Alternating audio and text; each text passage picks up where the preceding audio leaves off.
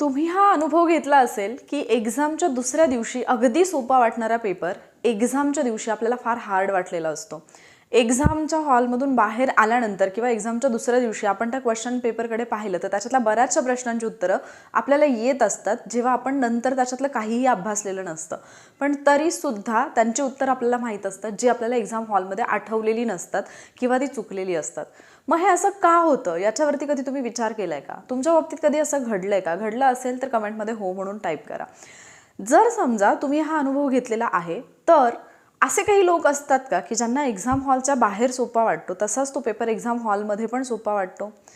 जर तुमची मानसिकता ही असेल की असं नसतं, एक्झाम हॉलमध्ये जे काही होतं ते त्याच व्यक्तीला माहिती असतं आणि वगैरे वगैरे, तर हा व्हिडिओ पुढेपर्यंत पाहू नका. पण जे लोक टॉप करतात किंवा आपल्याला अतिशय हार्ड वाटणाऱ्या पेपरमध्ये सुद्धा जी मुलं चांगला स्कोर करतात त्यांचा माइंडसेट काय असतो किंवा ते कशा पद्धतीने त्या पेपरला सामोरे जातात ज्याच्यामुळे त्यांचे एवढे मार्क्स येतात किंवा पेपरमध्ये त्यांची ॲक्युरेसी एवढी वाढते, याच्याबद्दल मी बोलणार आहे. त्यामुळे जर तुम्हाला तुमची ॲक्युरेसी वाढवायची असेल, एक्झाम हॉलच्या बाहेर सोपा वाटणारा पेपर एक्झाम हॉलमध्ये पण सोपा वाटला पाहिजे असं जर तुम्हाला वाटत असेल तरच व्हिडिओ शेवटपर्यंत पहा. तर कंबाईंड ग्रुप बी पूर्व परीक्षा झाली. याच्यामध्ये बऱ्याच मुलांचं म्हणणं हे होतं की पेपर हार्ड होता, पेपर लेंदी होता. पण दुसऱ्या दिवशी जर आपण पाहिलं तर ऑलमोस्ट बरेचसे क्वेश्चन जे आहेत ते PYQ मधून रिपीटेड आहेत किंवा हिस्ट्रीचे क्वेश्चन्स इझीमध्येच होते, त्याच्यानंतर पॉलिटी सगळं इझीच होतं, सायन्स पण इझीच होतं, अशा सगळ्या चर्चा यायला लागल्या. इवन एक्झामच्या दिवशी ज्या टीचर्सनी असा रिस्पॉन्स दिलेला होता की पेपर फार हार्ड होता, त्यांनी सुद्धा दुसऱ्या दिवशी हे सांगायला सुरुवात केली की आज पेपर सोपा वाटतोय.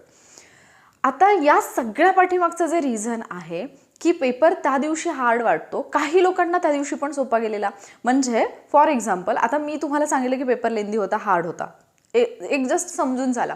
पण जर समजा नंतर माझेच विद्यार्थी येऊन मला भेटायला लागले आणि जर ते मला सांगायला लागले की मॅम मला तर एवढे मार्क्स येतात, मला तर एवढे मार्क्स येतात, मग कुठेतरी असं वाटायला लागतं की अरे मुलांना मार्क्स पण येत आहेत चांगले, मग ते कसे काय येतात जर पेपर हार्ड आणि लेंदी होता तर?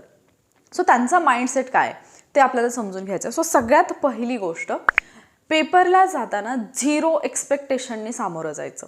मी कंबाईंड ग्रुप बीची जी आत्ता झालेली पूर्व परीक्षा आहे 4 जानेवारीची, त्याच्या आधारावरती काही गोष्टी सांगते ज्या तुम्हाला 11 तारखेच्या पेपरलाच नाही तर इथून पुढच्या प्रत्येक एक्झामला उपयोगी ठरतील.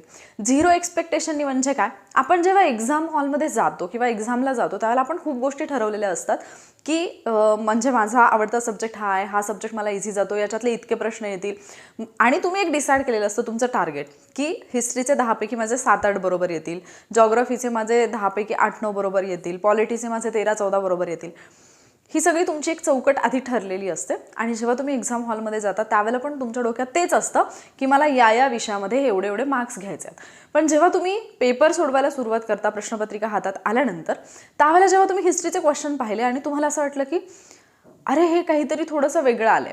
ॲक्च्युली हिस्ट्रीचे क्वेश्चन्स इझीच होते, पण ज्यावेळेला तुम्हाला असं वाटायला लागतं की अरे हे थोडंसं माझ्या आवाक्याच्या बाहेरचं आहे का, हार्ड आहे का, तुम्हाला हिस्ट्री अवघड वाटला, पहिलाच सब्जेक्ट हिस्ट्री होता, तुमचा माइंडसेट काय बनत चालला की पेपर अवघड आहे बहुतेक. पण तरीसुद्धा तुम्ही तग धरून असतात कारण तुम्हाला असं वाटतं की हिस्ट्री जाऊ देत, जॉग्राफी तरी आहे. जेव्हा तुम्ही जॉग्राफीचे क्वेश्चन्स उघडतात त्यावेळेला तर लक्षात येतं की हे तर त्याच्यापेक्षाही अवघड आहे. आता तुमचा माइंडसेट काय झाला की पेपर हार्ड आहे, पण तरीसुद्धा तुम्ही तिसऱ्या सब्जेक्टकडे जातात, करंट अफेअर्स किंवा इकॉनॉमिक्सचे क्वेश्चन समोर आले आणि परत तुम्हाला असं वाटायला लागतं की पेपर हार्ड आहे. पहिल्या 10 मिनिटांमध्ये तुम्ही डिसाईड करून टाकतात की ही कंबाईंड माझ्या हातून गेली. 4 जानेवारीचा पेपर दिलाय आणि पेपर अर्धा सोडवेपर्यंत असं मला फील झालं पहिल्या 10 मिनिटामध्येच की ही एक्झाम आपल्या हातून गेली. असं तुम्हाला जर फील झालं असेल तर कमेंट करून मला नक्की सांगा, कारण बाकी स्टुडंटना पण कळेल की आपण नेमकी कुठली चूक करत आहोत. सो पहिल्या 10 मिनिटांमध्ये तुम्ही हे डिसाईड करताय. पहिले 50 प्रश्न ज्यावेळेला तुम्ही सोडवता तुमच्या लक्षात येते की 50 प्रश्नांमध्ये आपण फक्त 10-12 व्यवस्थित अटेम्प्ट करू शकलोय, जे आपल्याला कन्फर्म माहिती आहेत, आणि मग तर तुमचा विश्वास पक्का होतो. मग तुम्ही म्हणतात की आता काय होईल ते होईल. तोपर्यंत तुम्ही इतका स्ट्रेस घेतलेला असतो की तिथून पुढचे जे सगळे इझीवाले क्वेश्चन्स असतात, polity easy, science easy, maths reasoning बऱ्यापैकी हार्ड होतं पण रिझनिंगचे क्वेश्चन्स जे इझी होते या गोष्टी पण तुम्हाला डिफिकल्ट वाटायला लागतात कारण तुमचा माइंडसेट तसा झालेला असतो. दुसरा मुद्दा हा होतो की तुम्ही हिस्ट्रीचे क्वेश्चन्स पाहिले, तुमच्या लक्षात आलं की हिस्ट्री माझ्या आवाक्याच्या बाहेरचं आहे, किंवा जॉग्राफीचे क्वेश्चन्स तुम्ही पहिल्यांदा पाहिले आणि लक्षात आलं की हे माझ्या आवाक्याच्या बाहेरचं आहे. तुम्ही डोक्यात तुमच्या लगेच एक थॉट येतो की एक विषय गेला आपला. तुम्ही हा विचार नाही करत की 10 क्वेश्चन्स गेलेत, 90 प्रश्न माझ्यासमोर आहेत, आपली थॉट प्रोसेस काय सुरू होते एक्झाम हॉलमध्ये, की 10 क्वेश्चन्स मला हार्ड गेलेत, माझा एक विषय गेला म्हणजे आता पास होण्यासाठी फार कठीण आहे.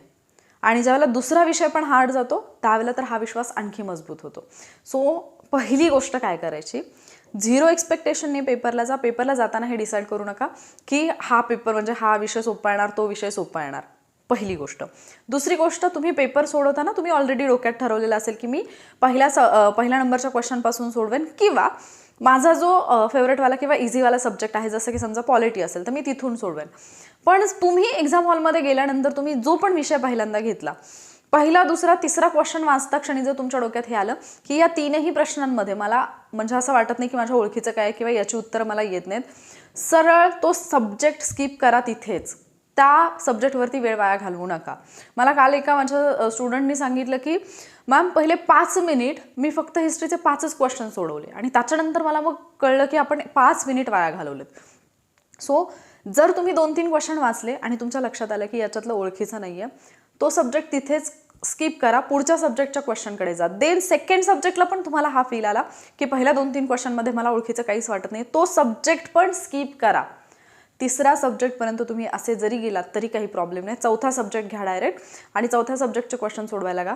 लक्षात घ्या की ज्यावेळेला तुम्ही इझीवाले क्वेश्चन्स आधी सोडवतात, तुमचा एक कॉन्फिडन्स बिल्ड होतो, तुमच्या लक्षात येतं की पेपर इझी आहे आणि मग अवघड वाटणारे प्रश्न तुम्ही थोडे विचार करून सोडवतात आणि तिथे तुम्ही लॉजिकनी जरी उत्तरं काढलीत तरी ती तुमची बरोबर येतात.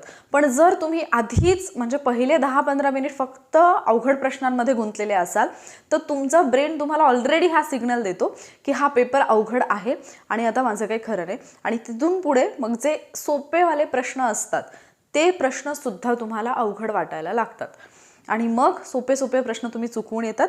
एक्झाम हॉलच्या बाहेर आल्यानंतर किंवा दुसऱ्या दिवशी तुमच्या लक्षात येतं की हे तर मला येत होतं, याचं उत्तर असं होतं, पण ते मला तिथे नाही आठवलं.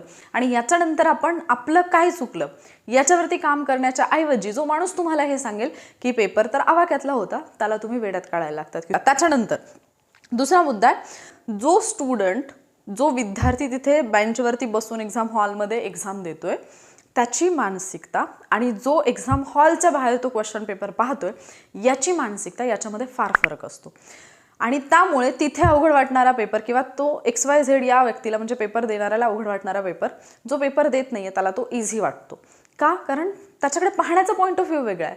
तुम्ही एक गोष्ट इमॅजिन करा म्हणण्यापेक्षा तुम्ही हे खूप वेळा एक्सपिरियन्स केलं असेल तुमच्या लाईफमध्ये की आपल्याला कुठेतरी जायचं आहे किंवा एखादं काम तुम्हाला करायचं आहे.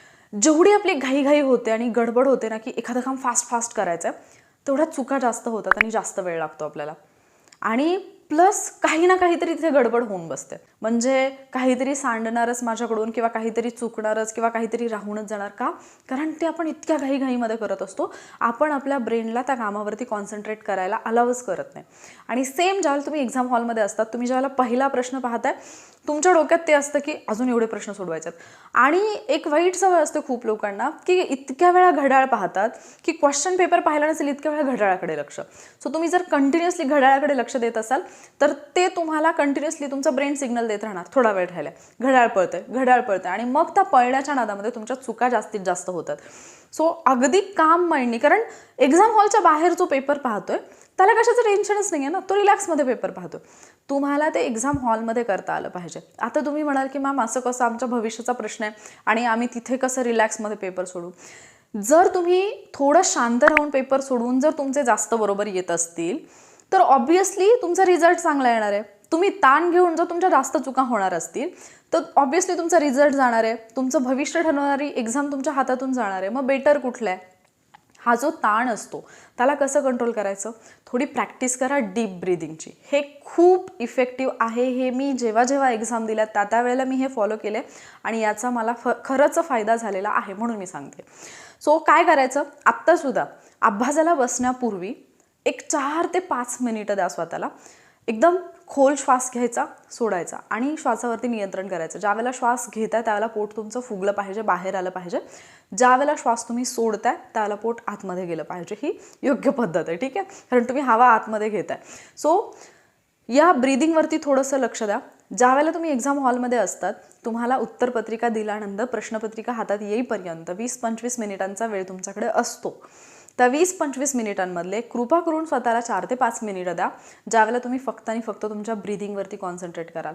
तुम्ही इतके काम होऊन जाल, इतके शांत होऊन जाल की त्याच्यानंतर ज्यावेळेला प्रश्नपत्रिका तुमच्या हातात येईल, बाकी मुलं पहा की बेल वाजल्याशिवाय सील उघडायचं नाही सांगितलं असतं, पटकन सील काढतात, धडधड धडधड पेपर खोलतात. तर या गोष्टी जेव्हा आपण पाहतो ना, याचा पण परिणाम होतो की अरे त्याने तर आधीच उघडला, मी उघडू की नको, मग मी उघडल्यावर जर मला पर्यवेक्षक ओरडले तर परत त्याचं टेन्शन. त्यावेळेला फक्त लक्षात ठेवा, डीप ब्रीदिंग तुम्हाला इतकं हेल्प करेल. ट्राय करून पहा येणाऱ्या एक्झाममध्ये, आणि एक्झाम झाल्यानंतर मला सांगा की येस मॅम, डीप ब्रीदिंगमुळे मला फरक पडला की नाही पडला. सो ही एक टेक्निक फॉलो करा. आणि जे मी आत्ताच म्हटलं की परत परत घड्याळ चेक करणं हे बंद करा. कारण जेवढं तुम्ही घड्याळाकडे चेक कराल, तुमच्या हृदयाचे ठोके तेवढे वाढत जातात. धडधड धडधड धडधड होतं का, वेळ पळत चाललाय आणि माझं काहीच नाही होतं. एक 15-20 मिनिटानंतर किंवा 2 सब्जेक्टचे क्वेश्चन सोडवून झाले, देन तुम्ही पाहिलं, दॅट इज फाईन. मग ज्यावेळेला तुम्ही फक्त आणि फक्त क्वेश्चनवरती कॉन्सन्ट्रेशन करताय, एका वेळेला एकच प्रश्न, मी हिस्ट्रीचा पहिला प्रश्न सोडवते, माझा पूर्ण फोकस त्याच्यावरती असायला पाहिजे ना की बाकीचे 9 क्वेश्चन काय असतील, बाकी सब्जेक्टमध्ये काय आलं असेल. आपल्याला फार असतं की बघून घ्यावं, ओव्हरव्ह्यू तरी नाही करायचं. एका वेळेला एकाच प्रश्नावरती तुम्हाला फोकस करायचा आहे. अँड देन नेक्स्ट गोष्ट आहे, डोंट डिस्कस, डोंट ऑब्झर्व. कोणासोबतही एक्झामच्या आधी कुठल्याही गोष्टी डिस्कस करू नका. पेपर कसा असेल, पेपरमध्ये काय येईल, तू किती अभ्यास केलाय, तू कुठून आलायस, नो. कुठल्याही गोष्टीवरती डिस्कस करू नका. जेवढे शांत राहाल तेवढे फायद्यात राहाल. आणि दुसरी गोष्ट, ऑब्झर्व तर अजिबात करू नका आजूबाजूच्या ज्या गोष्टी आहेत त्या. कारण बऱ्याचदा काय होतं की आजूबाजूला अशा काही गोष्टी घडत असतात की ज्या पाहून तुम्ही इतके डिस्टर्ब होतात की तुमचं कॉन्सन्ट्रेशन पेपरवरती राहत नाही. पेपर सोडवताना तर पाहायचंच नाही, विषयच नाही, पण पेपर सोडवायच्या आधी सुद्धा याचं काय चाललंय, त्याचं काय चाललंय, त्याचं काय चाललंय, नो. आपलं काय चाललंय ते फक्त पहा लाईफमध्ये. क्लिअर? आणि त्याच्यानंतर सगळ्यात इम्पॉर्टंट लास्टवाली टीप आहे, पण इतकी इम्पॉर्टंट आहे, याच्यामुळे खूप मुलांचे रिझल्ट गेलेत. दॅट इज, कुठल्याही गोष्टीवरती रिॲक्ट होऊ नका. मैलाचा दगड बनून राहा. ऊन वारा पाऊस त्याच्यावरती काही परिणाम होत नाही ना, त्या पद्धतीने राहा. एक्झाम हॉलमध्ये काय झालं, ते इन्व्हिजिलेटर काय करतायत, ते कोणाशी बोलतायत, कोणाला हातवारे करतायत, मोठ्या मोठ्याने गप्पा मारतायत, कुठल्या स्टुडंटवरती ओरडतायत, ते तुमच्याबद्दल काही टीका टिप्पणी करतायत, बिलकुल आन्सर करू नका. कारण हे असं झालेलं आहे एक्झामच्या वेळेला की पर्यवेक्षकांनी काहीतरी डिस्टर्ब केलं किंवा पर्यवेक्षक रागात काहीतरी बोलले की तुम्ही कसे भावी अधिकारी होणार वगैरे, आणि मग त्याच्यावरती रिॲक्शन, आणि मग आजूबाजूचे पण डिस्टर्ब. तिकडे काहीही झालं, तुमच्यासाठी तुमची एक्झाम प्रायोरिटी आहे एवढं लक्षात ठेवा. आणि जोपर्यंत आपल्या हातात पॉवर नसते तोपर्यंत आपण कितीही ओरडलो काहीही फरक पडत नसतो, आणि त्या पॉवरसाठी तुम्ही तिथे आहात, ही पण गोष्ट लक्षात ठेवा. जर आपल्या बोलण्याने खरंच इतका फरक पडत असेल की सगळी सिच्युएशन चेंज होईल, याचा जर तुम्हाला विश्वास असेल तर बोला. अदरवाईज एक्झामच्या वेळेला कुठल्याही गोष्टीवरती रिॲक्ट होऊ नका. स्वतःला इतकं स्ट्रॉंग बनवा की आजूबाजूला डीजे ढोलताशा जरी वाजत असेल तरी तुम्ही कॉन्सन्ट्रेशन करू शका. ही तुमची मनाची तयारी पाहिजे. कारण तुम्ही आजूबाजूचं वातावरण कंट्रोल नाही करू शकत. तुम्ही काय कंट्रोल करू शकता, तुम्ही स्वतःला कंट्रोल करू शकता. तुमचं जे इनर पीस आहे, जी आतमधून आपल्याला मिळणारी शांती आहे, ती तुम्ही कंट्रोल करू शकता आणि त्याच्यावरतीच फोकस करा. ठीक आहे? तर या काही गोष्टी आहेत ज्या ग्रुप बीच्या बाबतीत माझ्या लक्षात आल्या की मुलांनी या चुका केलेल्या आहेत, ज्याच्यामुळे ज्यांची उत्तरं येत आहेत त्याची पण तिथे देता आली नाही. आणखी एक जाता जाता एक तुम्हाला गोल्डन टिप देऊन जाते.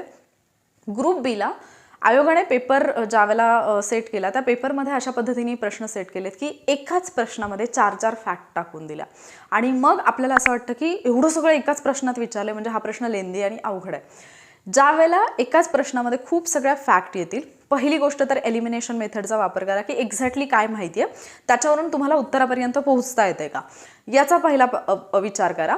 अँड देन सेकंड थिंग, जर समजा तसं नसेल की तुम्हाला जो पर्याय माहिती आहे, तर जे विधान माहिती आहे त्याच्यावरून उत्तरापर्यंत पोहोचता येत नसेल, तर दुसरी गोष्ट तुम्ही इथे काय अप्लाय करू शकता की जी 4 विधानं दिली आहेत त्यांना सेपरेटली ट्रीट करा.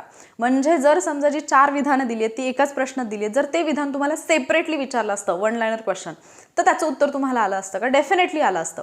मग ज्या वेळेला सेपरेटली विचारल्यावर त्याचं उत्तर येते, तर ते उत्तर तिथे कन्सिडर करून तुम्ही उत्तर देणं गरजेचं आहे. आता जर कोणाला असं वाटत असेल की मॅम एवढं सगळं एक्झाम हॉलमध्ये नाही सुचत, राम राम, तुम्ही परीक्षाच देऊ नका, कारण तुम्हाला एक्झाम हॉलमध्ये कधीच काही सुचणार नाही. ही तुमची रंगीत तालीम असते. जेव्हा तुम्ही टेस्ट सिरीज देताय, जेव्हा तुम्ही तयारी करताय, तुम्ही तिथे जाऊन जर तुम्हाला येणार नसेल आणि तुम्ही हा विश्वास, इतका दृढ विश्वास असतो या बाबतीत की एक्झाम हॉलमध्ये नाही जमत, एक्झाम हॉलमध्ये असंच होतं तसंच, अरे होतं ठीक आहे, पण त्याला टॅकल करता आलं पाहिजे ना. पाण्यात पडलेल्या माणसाच्या नाकातोंडात पाणी जातं, पण हातपाय हलवले, पोहायला जमलं की ते पाणी नाकातोंडात न जाता आपण आपलं डोकं अलगद कसं वर ठेवू, हे त्या माणसाला जमायला पाहिजे की नाही. मग आपल्याला जर पाण्यात पडायचंच आहे, आपल्याला माहितीच आहे की आपल्याला पाण्यात उतरावं लागणार आहे, तर ते शिकावं तर लागेल ना. हे नाही जमत, बाहेर बसून सोपं आहे आणि काय नका करू. हे काहीही फायदा नाही आहे त्याचा. झिरो फायदा आहे. तुम्ही जे करताय ना त्याचा झिरो फायदा आहे. हे असं असं होतं, ठीक आहे, आपल्याला माहिती आहे की ही अशी अशी सिच्युएशन होते, पण त्याला टॅकल करण्यासाठी काहीतरी असेल ना. की असं काही तुम्ही करताय की अगदीच अशक्य असणारी गोष्ट जी कधीच कोणी केलेली नाहीये. सर्वसामान्य विद्यार्थ्यांनी या गोष्टी ओव्हरकम केल्यात आणि ते त्या एक्झाममधून रँक घेऊन, पोस्ट घेऊन आता जॉईन पण झालेत. मग तुम्ही त्याच्यावरती काम करायचं की एक्झाम हॉलच्या बाहेर बसून सोपं असतं बोलणं, हे करत बसायचं. करू नका. ज्या गोष्टीवरती काम करणं गरजेचं आहे त्याच्यावरती फोकस करा. ठीक आहे. सो मी कुठल्या कुठल्या गोष्टी सांगितल्या. पहिली गोष्ट, झिरो एक्सपेक्टेशननी पेपरला सामोरे जा. प्रश्न वाचला, नाही समजलं, स्किप, पुढे. तुम्ही ज्या वेळेला सोपेवाले प्रश्न सोडवाल ना, तुम्ही आधी जे सोडून दिलेले प्रश्न असतात ते तुम्हाला येतात नंतर. स्किप म्हणजे तो कायमस्वरूपी स्किप नाही. आधी सगळे इझीवाले प्रश्न सोडवून घ्या अँड देन त्या प्रश्नांकडे या, असं मला म्हणायचं. ठीक आहे. त्याच्यानंतर आधीच ठरवू नका, म्हणजे 5-10 मिनिटात ठरवू नका की माझी कंबाईन गेली. नाही, शेवटच्या प्रश्नापर्यंत तुम्हाला माहिती नसतं की, आणि आयोग आता असेच पेपर सेट करतो की सुरुवातीचे प्रश्न अवघड असतील, पुढे प्रश्न सोपे असतील. इवन तुम्ही मॅथ्स रिझनिंगचं पण पहा, बऱ्याच सेटमध्ये सुरुवातीचे प्रश्न खूप कठीण होते, शेवटून जर तुम्ही पाहिले 100व्या प्रश्नापासून तर सगळे इझीवाले क्वेश्चन होते. सो मॅथ्स रिझनिंगला पण ज्यांचं मॅथ्स रिझनिंग स्ट्रॉंग आहे त्यांचा पण पॉईंट ऑफ व्ह्यू काय होऊन जातो की अरे पहिले 6 प्रश्न तर माझे असेच गेले, मला येतच नाही आहेत, म्हणजे मॅथ्स रिझनिंग फार अवघड आलं. पाठीमागून सोडवत या, काही फरक पडत नाही. तुम्ही कुठून सोडवलं हे इम्पॉर्टंट नाही आहे, तुम्ही सोडवलं आणि ते कसं सोडवलं ते बरोबर असेल तर तुम्हाला त्याचे मार्क्स मिळणार आहेत. त्याच्यानंतर कोणाशी वाद घालायचा नाही, कुठल्याही आजूबाजूच्या वातावरणाचा त्यावेळेला स्वतःवरती परिणाम होऊ देऊ नका. मैलाचा दगड बनून राहा, ही दुसरी गोष्ट. त्याच्यानंतर तिसरी गोष्ट मी सांगितली तुम्हाला, डोंट डिस्कस, डोंट ऑब्झर्व. कोणाचं काय चाललं याच्यामध्ये पडायचं नाही. चौथी गोष्ट, घड्याळाकडे सतत पाहत राहायचं नाही, कारण जेवढं तुम्ही घड्याळाकडे पाहाल, जेवढं तुम्हाला वेळ पळतोय असं वाटेल, तेवढ्या तुमच्या चुका जास्त होतील. आणि सगळ्यात महत्त्वाची 5वी गोष्ट म्हणजे, जो काही दुसऱ्या दिवशी पेपर सोपा वाटतो किंवा एक्झाम हॉलच्या बाहेर पेपर पाहणाऱ्याला पेपर सोपा वाटतो आणि आपल्याला तो कठीण वाटतो, त्याच्या पाठीमागचं सगळ्यात महत्त्वाचं कारण असतं ते म्हणजे आपला स्ट्रेस किंवा ताण. आपण त्याचा फार ताण घेतो म्हणून तो आपल्याला हार्ड वाटतो. याच्यावरती सगळ्यात बेस्ट उपाय म्हणजे डीप ब्रिदिंग. 3 ते 4 मिनिटे डीप ब्रिदिंग करा एक्झामच्या आधी, म्हणजे क्वेश्चन पेपर हातात येण्याच्या आधी. तुम्हाला डेफिनेटली फरक जाणवेल, तुम्ही शांत डोक्याने पेपर सोडवाल. ठीक आहे. आता याच्यावरती काही टीका टिप्पणी करायची असेल तर कमेंट बॉक्स ओपन आहे, तुम्ही तुमचं मत कमेंटमध्ये नोंदवू शकता. याच्यापैकी कुठली चूक तुम्ही आता कंबाईंड ग्रुप बीला केली आहे आणि आता करणार नाही आहात सीला, हेही मला सांगा. या 5 गोष्टी फॉलो करा, डेफिनेटली 4 ते 5 मार्क्सचा तुमच्या स्कोअरमध्ये फरक पडेल. तुम्हाला हे जाणवेल, जे तुम्ही म्हणता ना की माझ्या सिली मिस्टेक झाल्या, तर सगळ्या सिली मिस्टेक गायब होतील लाईफमधून, जर या टेक्निक्स तुम्हाला फॉलो करता आल्या तर. इतकं जीव तोडून सांगते म्हणून एकदा फॉलो तर करून पहा. एक्झाम पास झालात तुम्ही तर तुमचाच फायदा आहे. हे फॉलो केलं म्हणून तुमचं नुकसान काहीच होणार नाही. ठीक आहे. सो जर तुम्हाला हा व्हिडिओ हेल्पफुल वाटला असेल तर व्हिडिओला लाईक आणि शेअर करायला विसरू नका. असेच व्हिडिओज मी तुमच्यासाठी घेऊन येत आहे आपल्या या प्लॅटफॉर्मच्या माध्यमातून, त्यामुळे चॅनलला सबस्क्राईब करा. सायन्सचे अवघड आणि इम्पॉर्टंट असणारे सगळे टॉपिक, ऑलमोस्ट बरेचसे टॉपिक जे आहेत त्याच्या ट्रिक्स अगदी तुम्ही म्हणजे काही सेकंडमध्ये ज्याचं उत्तर देऊ शकाल असे ट्रिकचे व्हिडिओज मी ऑलरेडी अपलोड केलेले आहेत. प्लेलिस्ट डिस्क्रिप्शनमध्ये देते आहे, तर तिथून ते व्हिडिओज पाहून घ्या. मोलुस्काची ट्रिक असेल, ऑर्थ्रोपोडाची ट्रिक असेल, रेप्टिलियाची ट्रिक असेल, त्याच्यानंतर बऱ्याचशा ट्रिक्स दिलेल्या आहेत मी, तर ते पाहून घ्या. प्राणी वर्गीकरणामध्ये तर बरेचसे ॲनिलिडा वगैरे सगळ्या ट्रिक्स दिलेले आहेत, तर ते एक्झामला जाण्यापूर्वी एकदा प्लीज थोडासा वेळ काढून पाहून घ्या, कारण त्याच्यावरचे येणारे प्रश्न तुम्ही अगदी काही सेकंड्समध्ये त्याची उत्तरं देऊ शकाल. ठीक आहे. लवकरच भेटणार आहोत आपण पुढच्या लेक्चरमध्ये. तोपर्यंत काळजी घ्या आणि छान अभ्यास करा. थँक्यू.